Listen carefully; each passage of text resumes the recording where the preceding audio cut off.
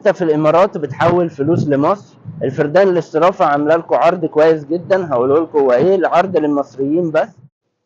دخلت النهاردة فرع الفردان الاسترافة زي ما انتوا شايفين، لقيتهم عاملين عرض للمصريين، وهو انك لو عملت حوالة لمصر بأي مبلغ عندك فرصة انك تكسب 100 درهم كاش باك. تعرف ازاي انك كسبت؟ بيتكتب لك على الريسيت بتاع العملية زي ما هوريكوا. تقدر تستفيد بال100 درهم دي في خلال اسبوع. غير انك لو عملت حوالتين او اكتر بتدخل سحب اسبوعي 20,000 جنيه، او الجايزة الكبرى 500,000 جنيه زي ما انتوا شايفين في الصورة. ولو استخدمت الابليكيشن بتاع الفردان اللي هو اسمه الفا باي اللي انتوا شايفينه في الصورة دلوقتي، طبعا ده بيضاعف فرصك في الفوز.